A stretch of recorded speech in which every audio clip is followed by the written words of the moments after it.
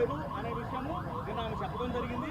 ఇప్పుడు మీరు తీసుకొచ్చినటువంటి బాధితులు ఎవరు కూడా ఇందులో మంగ్లీ పాత్ర అనేది ఉంది, మంగ్లీ ద్వారా అప్రోచ్ అయ్యే విషయం కూడా ఎక్కడా చెప్పట్లేదు. ఏమండి, అయితే మంగ్లీ తమ్ముడే ప్రధానంగా వీళ్ళతో తిరిగి చేపించి కట్టించినప్పుడు మంగ్లీ బ్యాక్ సైడ్ ఉండి నేను మంగ్లీ బ్యాక్ సైడ్ ఉండి నడిపిస్తుందన్న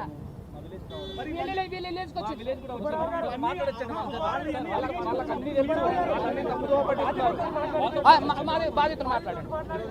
వాళ్ళకి అన్నిటికీ అన్ని తెలుసు, అన్ని తప్పుదోవ పట్టిస్తున్నారు వాళ్ళంతా. అన్ని తెలుసు వాళ్ళకి.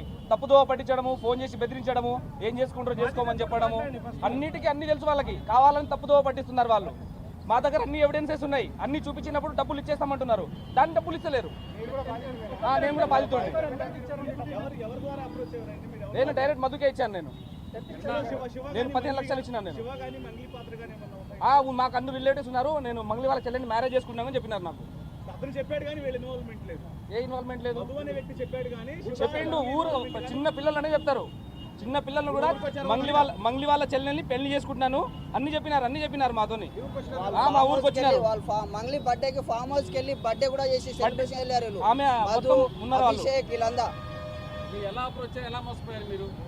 ఇదే ఏదో కంపెనీలో ఇన్వెస్ట్ చేస్తున్నాము జేఎన్ఐ అని పెట్టి వాళ్ళు అంతా ఒక చూపించినారు. ఇట్లా లాభాలు వస్తాయి, మీరు పెట్టండి సార్, మీకు మంచిగా ఉంటుంది, మీ ఫ్యూచర్ మంచిగా ఉంటుంది అని చెప్పేసి వాళ్ళంతా దీంట్లో పెద్ద వాళ్ళు ఇన్వాల్వ్మెంట్ ఉన్నారు. మీరు కూడా మంచి లాభాలు పొందు వస్తారని చెప్పేసి చెప్పినారు మాకు. అయితే మేము ఇన్వెస్ట్మెంట్ పెట్టడం జరిగింది.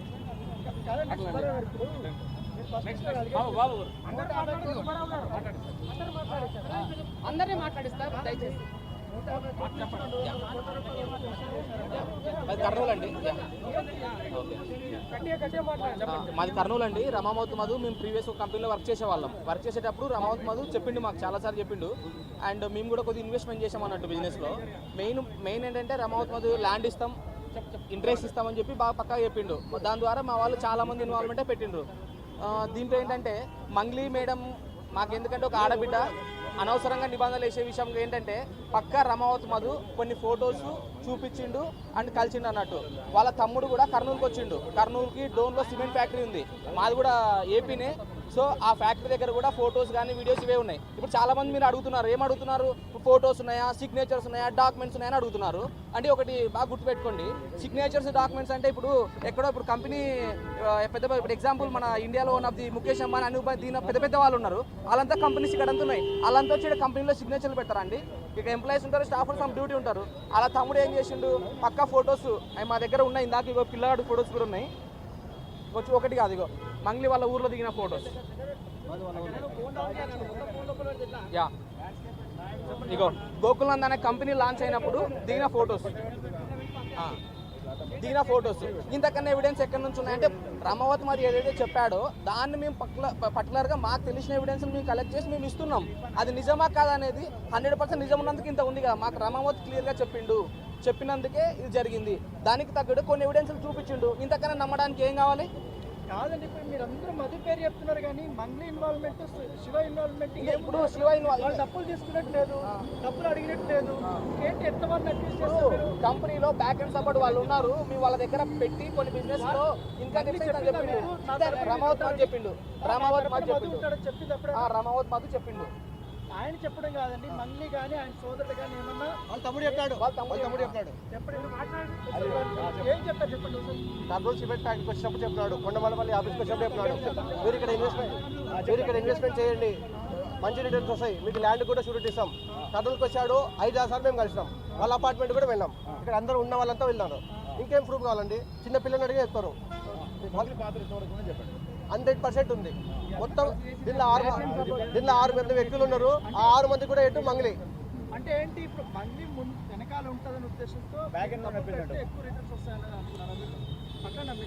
అంటే సెలబ్రిటీ వాళ్ళు ఉంటారు, మంచి బిజినెస్ బాగా చూసుకుంటారు, రిటర్న్స్ ఇస్తారని చెప్పి వాళ్ళతో పెట్టేస్తాం. మేము మొత్తం అక్కడ ఉన్న వాళ్ళు 2.5 కోటి కర్నూలు నుంచి 2.5 కోటి. ఓకే.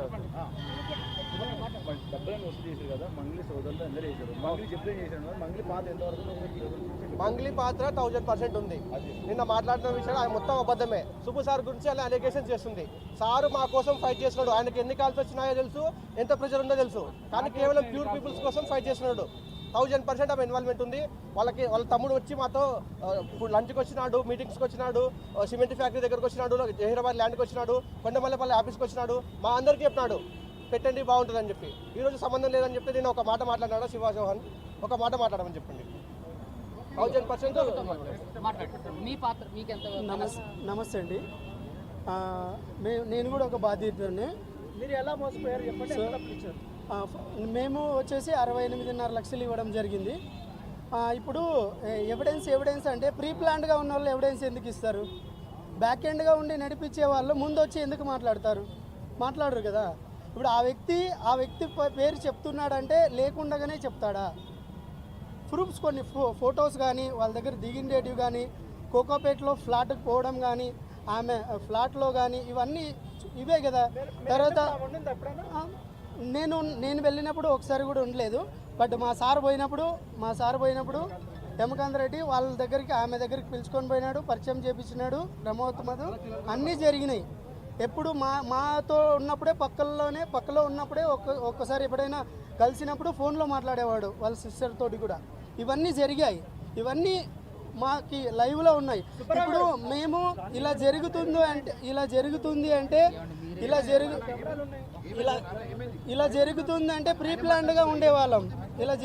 అంటే ప్రీ ప్లాన్డ్గా ఉండేవాళ్ళం. కాబట్టి ఇప్పుడు ఇలా వాళ్ళు ప్రీ ప్లాన్డ్గా అలాగా ప్లాన్ చేసి ముందు ఎవరిని పెట్టాలనే విధంగానే పెట్టి ఇది చేయడం జరిగిందనమాట. మేము ఇవన్నీ అంటే రేపు పొద్దున ఇలాగ చేస్తారు అనుకునింటే మేము పకడ్బందీగా ఉండేవాళ్ళం కదా. మోసాలంటే ఇలాగే కదా జరిగేది.